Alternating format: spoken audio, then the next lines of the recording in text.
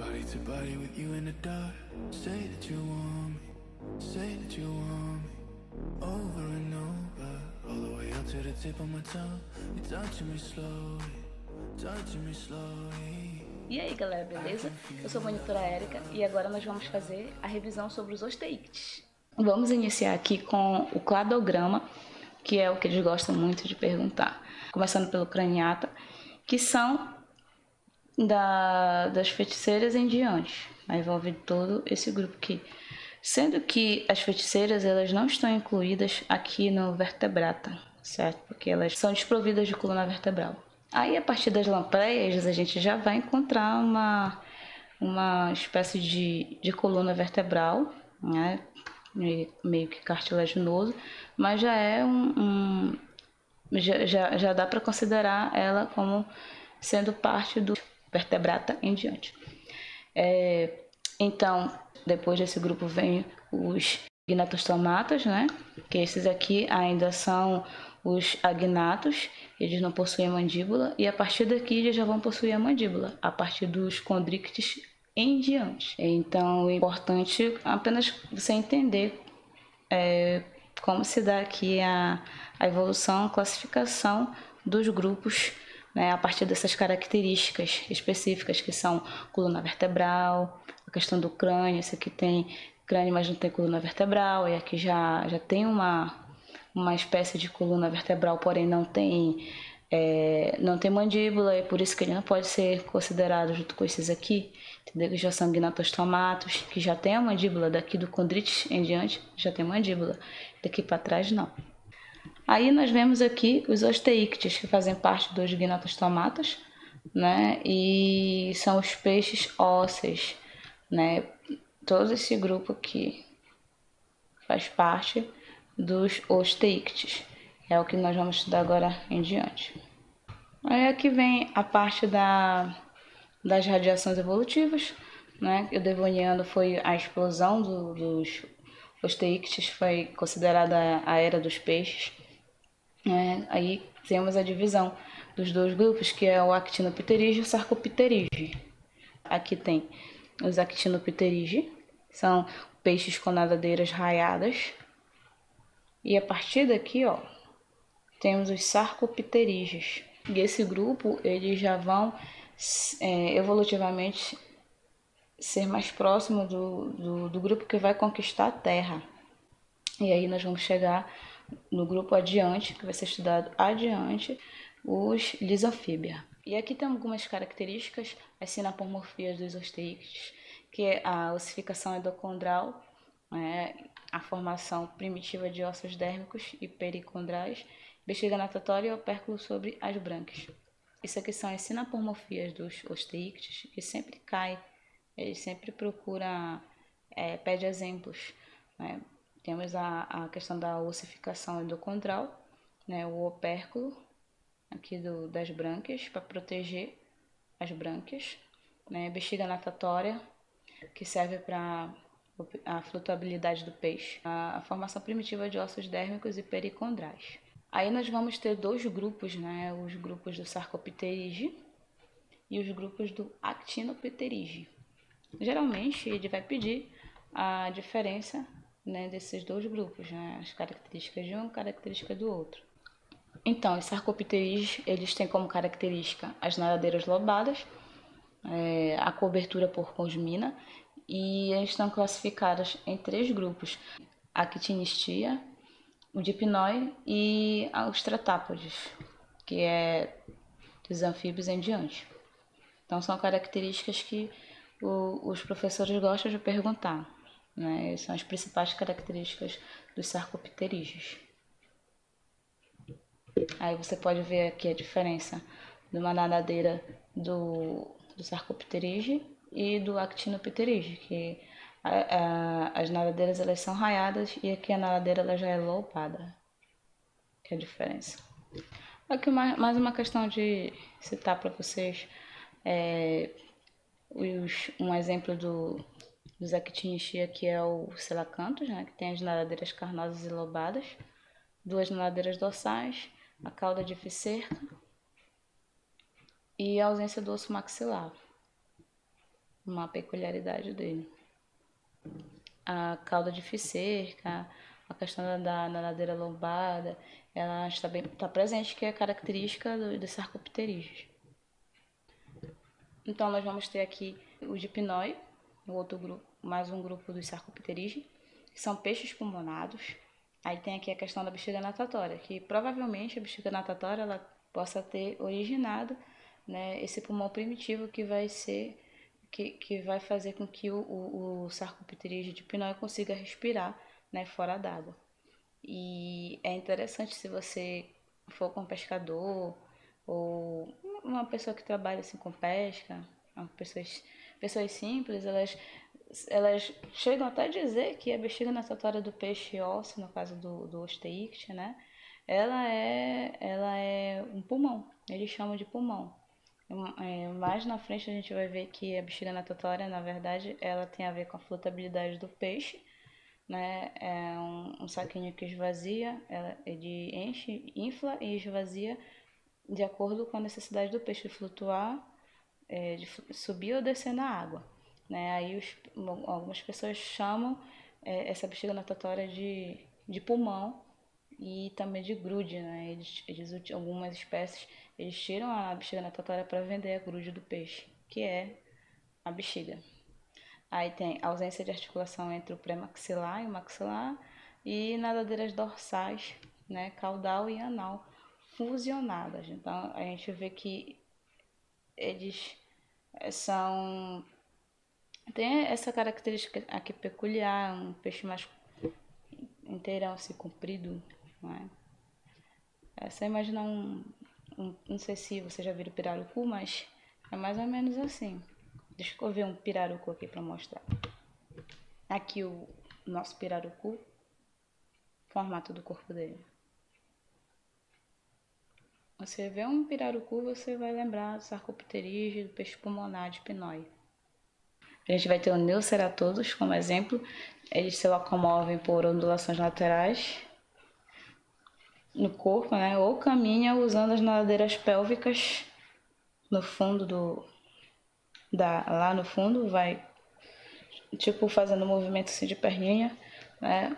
E o uso do pulmão, ele usa o pulmão quando ele está estressado. Quando ele está estressado, ele usa o pulmão dele. Outro exemplo, Protopterus, né? A gente consegue ver, ó, a característica do corpo deles é sempre parecida, semelhante dos pinóis, né? Vive em ambientes que passam secas e cheias periódicas, casulo. Aí vem a questão da invasão terrestre, que nós vamos ver o peixe conseguindo conquistar o ambiente terrestre, né, a partir da adaptação, se tornando um tetrápode posteriormente. Vou mostrar um vídeo também que mostra essa transição do ambiente aquático para o terrestre, onde essa espécie de peixe pulmonado ele já consegue ir para o ambiente terrestre e meio que caminhar com as nadadeiras dele como se fossem umas perninhas.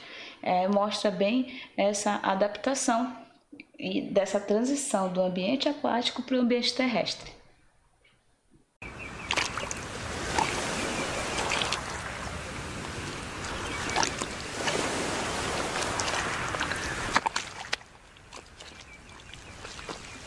Un Boleophthalmus pectinirostris, un pez que pasa la mayor parte de su vida fuera del mar. Puede caminar sobre la tierra y respirar aire. Su vida es muy distinta de la de la mayoría de los peces.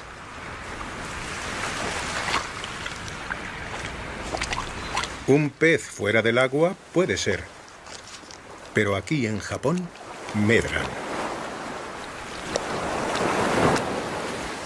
¿Y por qué vale la pena toda esta conmoción? La respuesta está en el lodo. Al retirarse la marea, el fango queda expuesto. La luz del sol hace que sobre el rico légamo prosperen pequeñas plantas y animales. Alimento para nuestro protagonista. Pero la vida en tierra no está exenta de problemas. Cuesta trabajo encontrar pareja.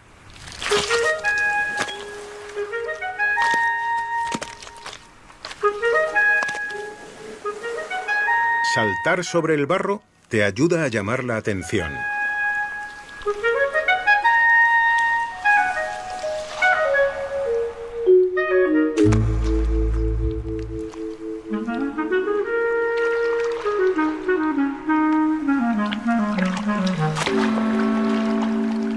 Con sus ojos sobre la cabeza, siempre están atentos tanto a los amigos como a los enemigos. Y los machos combaten a quienes invaden su territorio.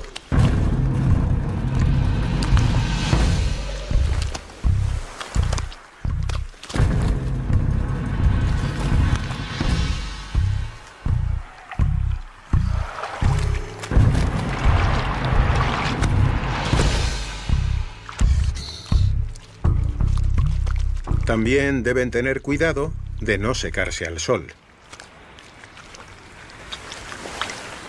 Revolcarse en el limo mantiene la piel fresca y húmeda. Para este pariente más pequeño, el Periophthalmus modestus, la mejor opción es retirarse bajo tierra. Así que excava un túnel en el lodo.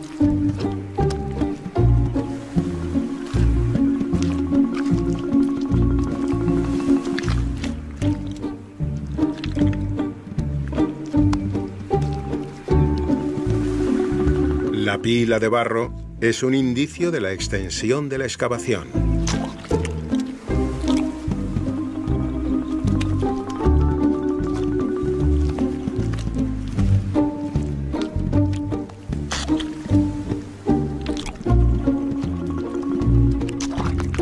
Puesto que la marea inunda el túnel 2 veces al día, el mantenimiento es una auténtica pesadez.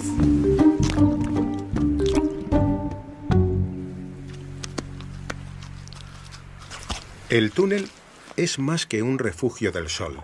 También tiene otro propósito muy importante. El túnel tiene forma de U y al final hay una cámara sellada cuyos muros están forrados de huevos.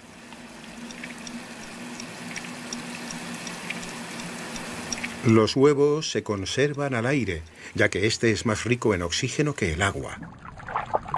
El problema es que el aire atrapado aquí no durará mucho. Así que el macho va al extremo abierto del túnel a tomar una bocanada de aire.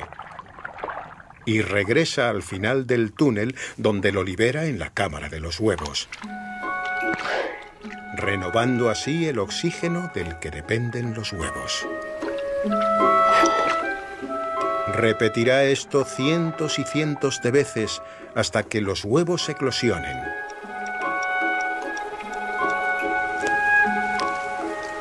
Este estilo de vida es muy exigente. Aún así, esta especie ha hallado una solución para cada problema.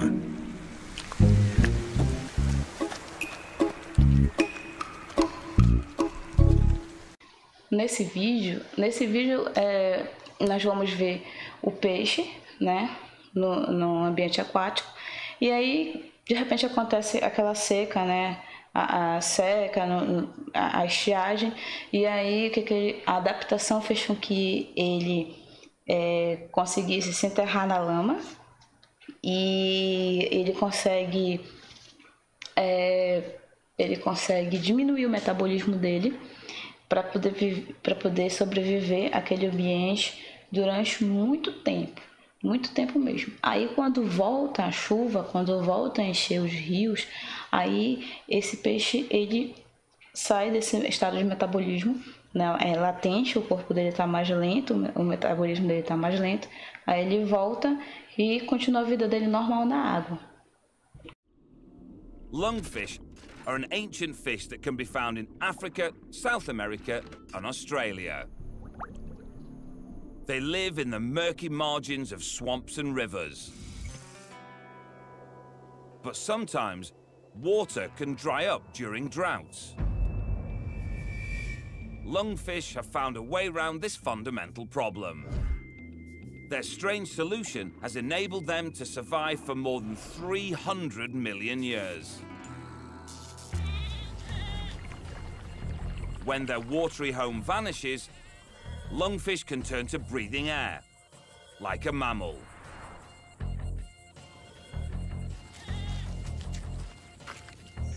Droughts can last for years on end. So the lungfish digs down in mud to create a burrow, where it coats itself in mucus, which dries to a leathery body bag, protecting it from total dehydration. The lungfish then shuts its system down and waits.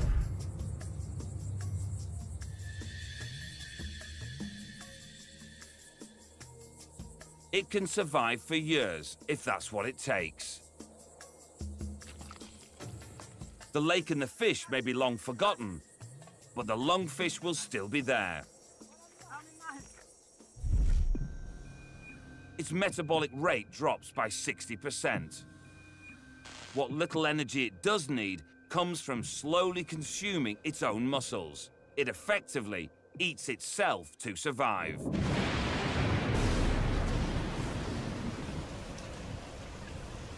When the drought-breaking deluge finally comes, the lungfish awakens from its dormant state, reanimated and ready to roll.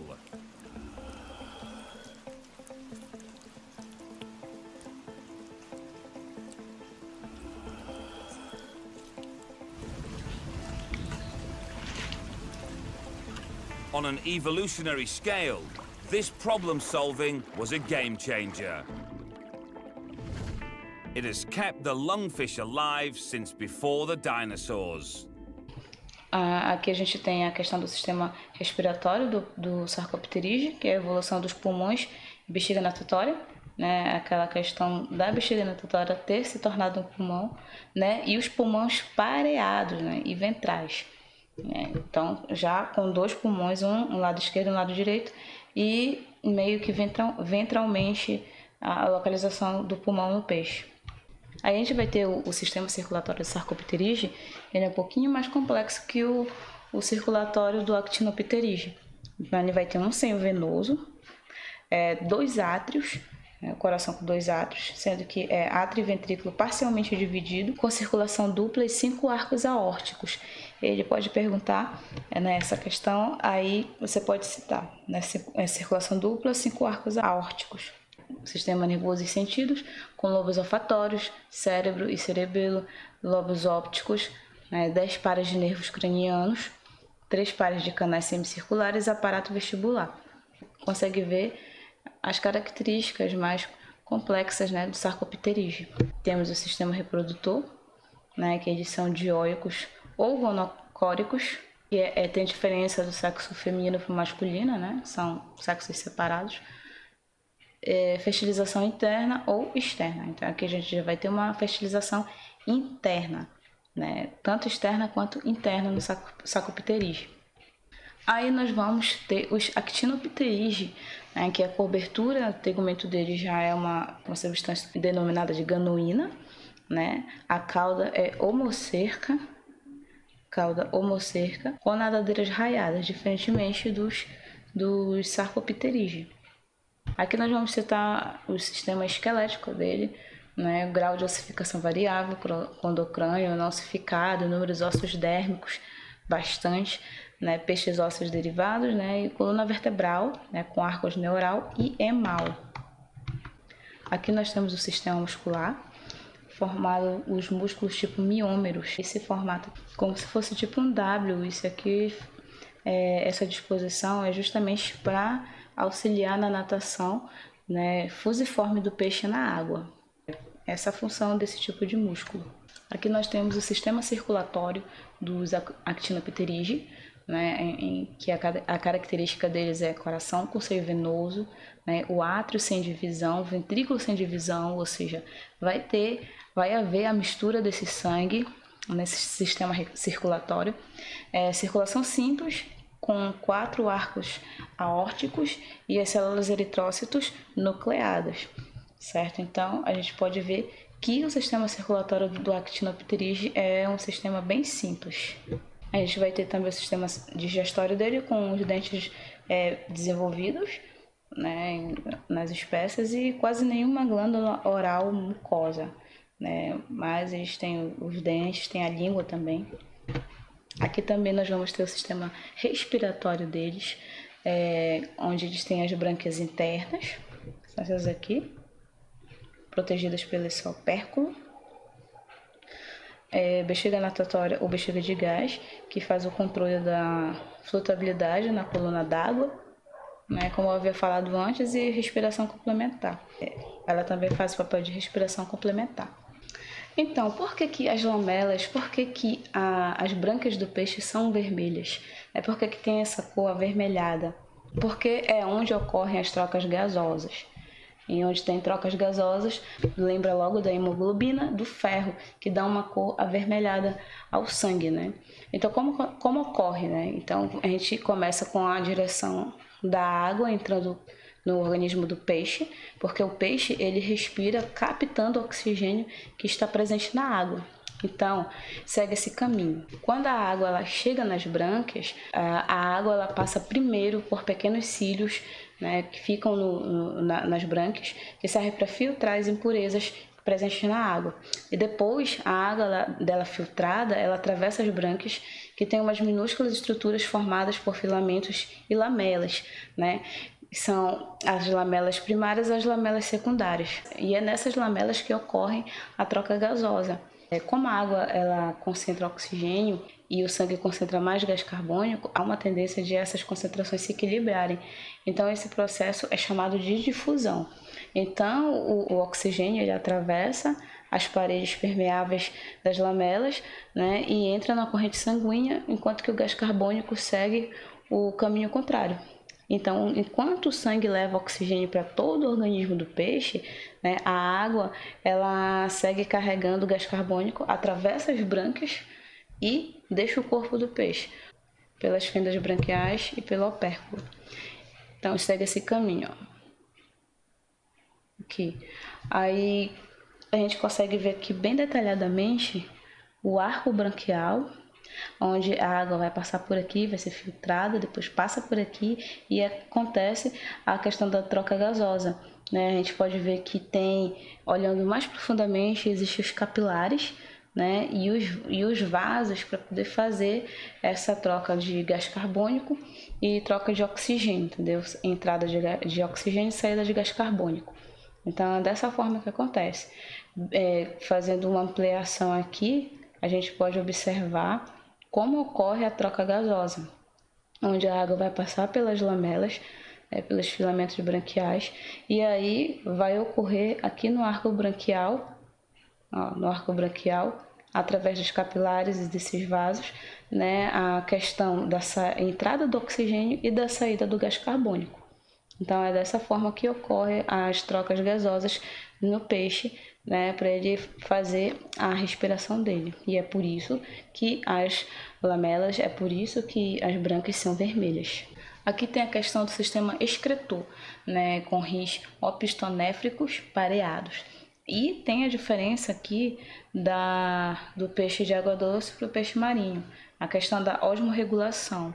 Então, que acontece? No peixe de água doce, como ele está no meio hipotônico e ele, em relação ao meio, ele é hipertônico, então ele precisa de um equilíbrio, porque senão ia entrar água até ele explodir, né? E para isso não acontecer, então há esse equilíbrio. Então a entrada de água é por osmose, ele não bebe água, né? E os sais, eles são captados por células das brânquias, os sais.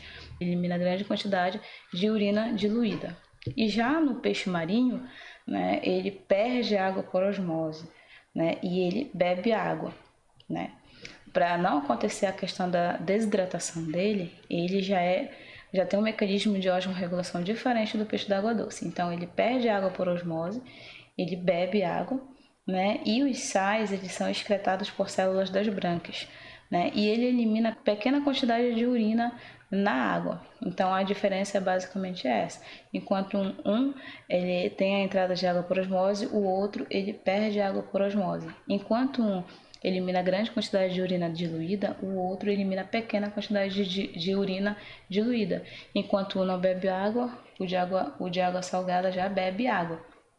né? E os sais são captados por células das brânquias e aqui eles são excretados por células das brânquias. A gente colocou aqui, né, para vocês conseguirem enxergar melhor a questão da osmorregulação dele. Foi o que eu falei anteriormente, aí eu apenas citei aqui, para vocês entenderem melhor. Temos o sistema nervoso dos actinopterídeos, formado por 2 lóbulos olfatórios, cérebro pequeno, né, lobos ópticos e cerebelo, 10 pares de nervos cranianos, 3 pares de canais semicirculares e o aparato vestibular. A gente pode ver aqui as estruturas todas, os sentidos. Vocês podem citar que provavelmente ele vai querer que você saiba, né, características do sistema nervoso e dos sentidos dos actinopterídeos. Aí nós vamos ter o sistema reprodutor deles, que eles podem ser dioicos ou gonocóricos. Eles têm a diferença de macho e fêmea, né? Fertilização externa, eles soltam os gametas na água e acontece a fertilização externa. E desenvolvimento indireto, que é através de larvas chamadas de alevinos. Aí eu cito os grupos dos actinopterídeos viventes, Cladistia, Chondrostei, o Holostei e Teleostei. O Cladistia que temos o bichas e o peixe do junco africano, né?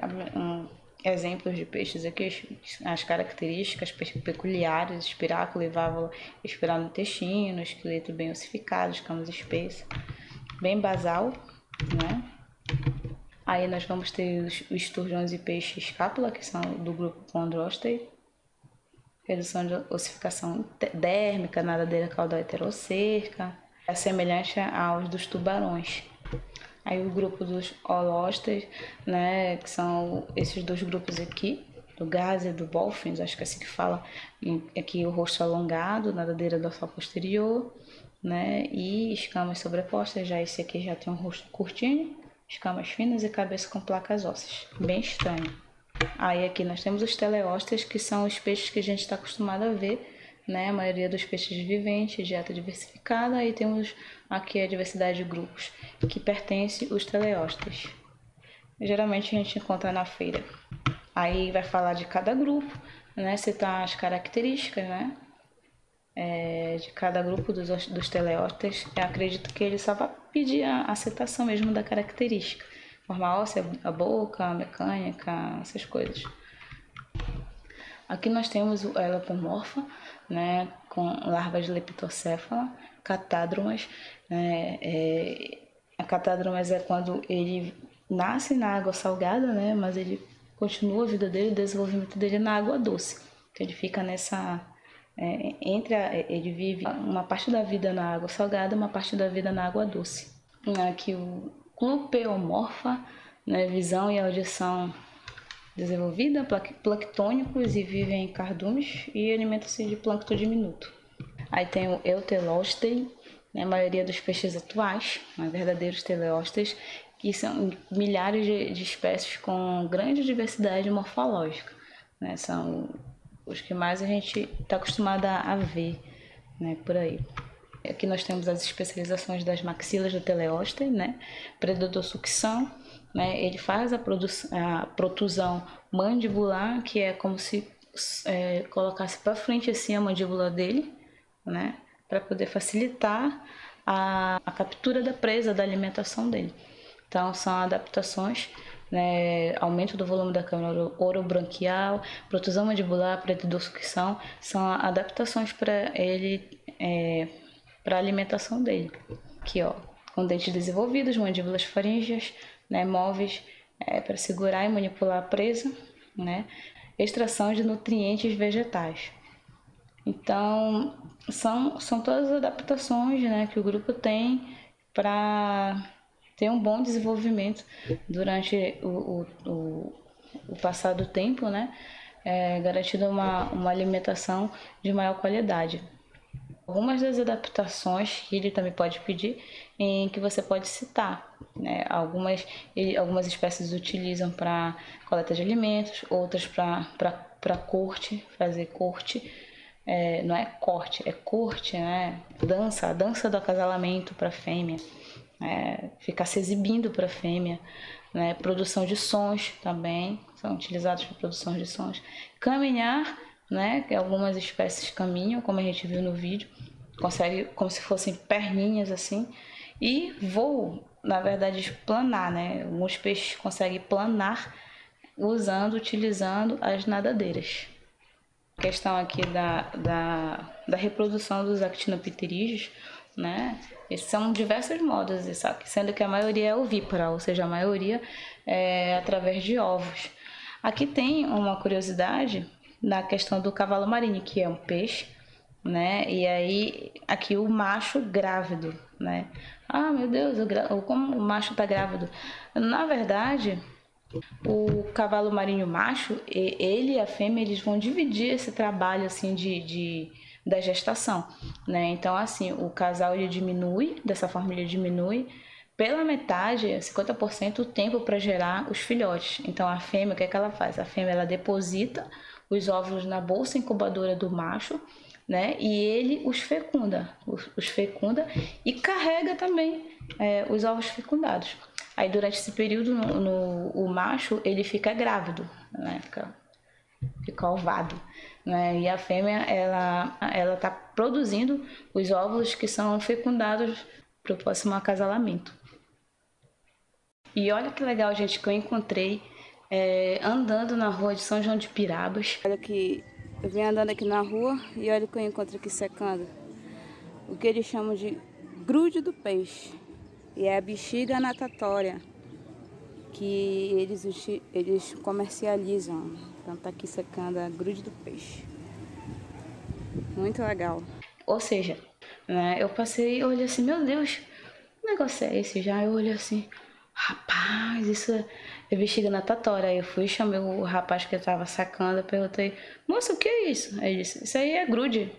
Ah, é grude? É grude, eu tô sacando aí que eu vou vender depois. É um grande comércio de grude, né, no caso de bexiga natatória no mundo, principalmente na Ásia. Ela é utilizada como fixador pelas indústrias de cosméticos, de bebidas, né? Ela também é matéria-prima de linha para sutura cirúrgica, né? Usada em procedimentos internos devido ao alto poder de absorção pelo corpo.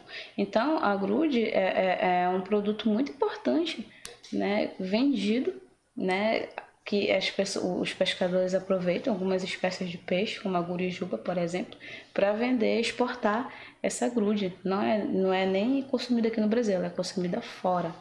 Né? Tem um grande mercado para a bexiga natatória do peixe, que as pessoas chamam de grude. E o mesmo pescador, ele até falou para mim, isso aqui é o grude do peixe, é o pulmão do peixe. Eles dizem que é o pulmão do peixe, né? E que a gente já viu, né, que a diferença dos peixes pulmonados, a questão dos peixes não pulmonados, da actinopterídea, a função da bexiga natatória, que ela realmente futuramente deu origem à questão do pulmão dos peixes. Gente, eu tenho aqui uma coisa bem interessante para mostrar para vocês, é um vídeo bem interessante. O que eu fiz? Peguei a mamãe, né, fiz ela abrir o peixe e perguntar para ela, mãe, me diga uma coisa. Como que a senhora chama essas estruturas do peixe? Aí ela foi me dizendo, e aí a gente foi fazendo uma comparação de como é o nome dessas estruturas biologicamente falando e qual o nome que ela dá para a estrutura do peixe, né, no conhecimento popular dela. Nós vamos fazer agora uma filmagem das estruturas de um peixe de acordo com a perspectiva de uma dona de casa. Morfologicamente, biologicamente, a gente tem aqui esse osteíctide, que faz parte do grupo dos peixes ósseos. É uma corvinagó. Uma corvina. Não, pescadagó. Uma pescadagó. Pescadagó. Possui esse corpo fusiforme. Ele possui... esse osteíctide possui escamas. Ele tem a nadadeira dele peitoral, uma nadadeira peitoral aqui localizada. Aqui nessa parte fica a nadadeira pélvica. Vira aqui ele, né, por favor. Nadadeira pélvica, localizada na parte de baixo do peixe. Nós temos essa nadadeira chamada nadadeira anal. Aqui é o pendúculo da nadadeira caudal do peixe. Só vira ele assim agora. Essa aqui é a nadadeira dorsal. E como vocês podem ver, esse peixe ele tem uns espinhos na nadadeira dele. Aqui essa parte é a parte localizada, chamamos de opérculo. Esse opérculo, ele protege a brânquia do peixe. Abre aí. Que é chamada, as donas de casa chamam, como a senhora chama a brânquia do peixe? Essa parte daqui. É guerra. Guelra. Essa A aqui. guerra na verdade, são as fendas branquiais do peixe. Essa parte aqui branquinha é o rastelo. Aqui é o corte? É a base. Não. Essa parte branca aqui é a parte do rastelo mais claro, e essa parte aqui é a parte das lamelas, onde estão fixadas no rastelo. Elas servem para fazer a troca gasosa do peixe na água. Então a água, ela entra aqui pela boca, ela caminha por aqui e sai pelo opérculo. E nesse trajeto acontecem as trocas gasosas. A gente pode perceber aqui também a linha lateral do peixe, que é essa linha que vai da cabeça até a nadadeira caudal. Essa linha ela serve para fazer ele consegue localizar movimentos na água através dessa linha lateral. Eles são mecânicos receptores. Aí a gente também tem a boca dele, onde essa boca ela faz uma protusão para frente, para facilitar na captura tipo nariz de peixe. aqui, ó. Tipo assim, Esses orifícios, eles são as narinas do peixe. Aí você pergunta, a narina é para respirar? Não. Essas narinas, elas servem para sentir o odor na água da presa, da presa na água. Ou seja, ela faz parte do sistema quimiorreceptor do peixe. Ele vai sentir o odor da presa através dessa narina aqui. E aqui a gente também tem os olhos do peixe, que faz parte do sentido da visão dele. Agora abra o peixe. Ah, não, bora ver aqui embaixo dele. Aqui embaixo, próximo da nadadeira anal, a gente vai ter duas aberturas. Que eu acho que a mãe pensa que é só uma, mas são duas aberturas aqui. A primeira abertura dele fica bem aqui, um buraquinho, é o ânus. E esse primeiro buraco dele aqui é a abertura urogenital, onde ele vai fazer a troca dos gametas, quando ele for fazer a reprodução. E esse outro aqui, o buraco de baixo, é para fazer as excretas dele. o buraco mais embaixo. É, Já posso cortar. pode. Esse aí, o buraco é mais embaixo. Vocês podem perceber que até eu me confundi na hora de conseguir localizar o ânus e a abertura urogenital do peixe, porque na hora mesmo, na prática, é um pouquinho complicado, porque é bem pequenininho, né? As aberturas, elas são bem próximas, como diz a mamãe, é bem juntinho, então é ruim de localizar.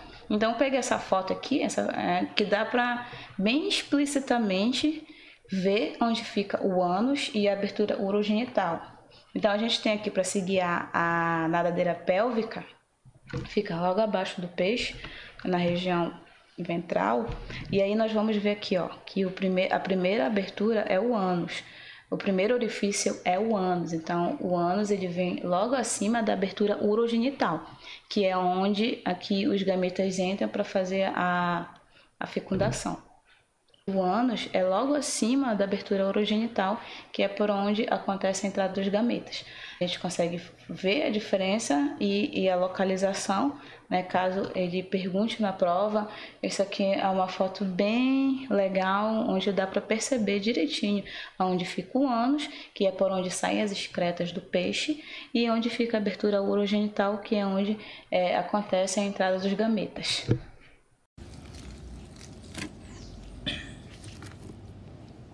Eita, a senhora consegue cortar ele por inteiro sem tirar as tripas? Consigo. Tirando a guerra. Deixa eu pegar aqui. Ó. Isso aqui são as fendas branquiais do peixe. Vamos ver agora internamente como é o peixe. E ele é um macho. É macho? É, De acordo aqui, com ó. a sua experiência, por que ele é macho? Porque ele tem essa carne roxa aqui na barriga. Quando é fêmea, é limpinho aqui, que é para ela poder usar para ova. Tá. De acordo com o conhecimento popular, ela diz que é por causa dessa carne roxa. De acordo com a biologia, são as gônadas do peixe. O macho, ele tem as gônadas onde ele vai guardar os gametas nas gônadas dele. E aí, o macho, ele carrega as gônadas em duas laterais, que é como se fosse um depósito de... Tipo isso aqui, então, né? como se fosse um depósito de gametas. A gente também vai ter essa parte branca aqui. Como a senhora chama essa parte branca? Chama de grude. A grude nada mais é do que a bexiga natatória do peixe. A bexiga natatória, ela serve para fazer o peixe subir e descer na água. Quando essa bexiga ela esvazia, o peixe desce. Quando ela enche, ele flutua. Então, o que vai controlar a flutuabilidade dele de subir e descer vai ser essa bexiga natatória, que é essa parte branca que as pessoas chamam de grude. Mas, nesse caso aqui, ela tá seca. Às vezes a gente vai abrir peixe e vai encontrar esse saquinho branco cheio. É essa bexiga natatória dele. Muita gorda. Esse aqui é o estômago. É o estômago do peixe. Que é o fígado. Esse aqui é o fígado. Estômago. Esse aqui é o intestino, que ela chama de tripa. É o intestino que vai dar bem no ânus. Vai até no ânus. Então, a gente tem o fígado, o intestino, a bexiga natatória, intestino, estômago, o coração que pulou pra cá, caiu bem aqui. E o rim dele que fica aqui perto daqui, ó. Essa parte aqui que segue aqui na espinha dele, na coluna dele, o rim. O rim dele, ele pega toda essa extensão, daqui até em toda a coluna dele, é o rim.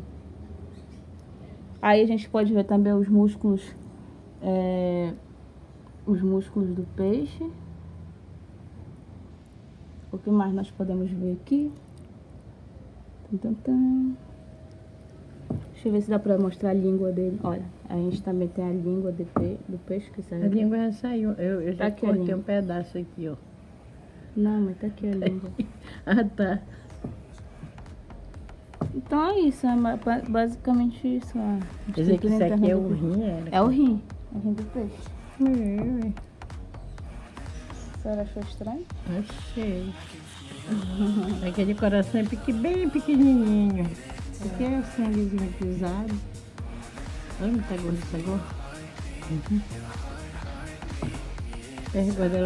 É um macho bem novo. Ó, se você observar bem, o músculo ele tem uma forma assim meio que de W, V. Eu acho que ele é macho, porque a fêmea não tem isso aqui, é porque ela tá novinha. Esses por isso. músculos eles são próprios para auxiliar na natação, no movimento fusiforme dele para nadar. Músculos metamerizados. Então, gente, essa foi a nossa revisão básica sobre os teíctides. Espero que tenha esclarecido algumas coisas. Caso tenha ficado dúvidas, vocês podem entrar em contato comigo, Érica, ou com a Karine, que a outra monitora Karine, a gente está à disposição de vocês para tirar qualquer dúvida, no que a gente puder ajudar. Então, até a próxima, é isso aí.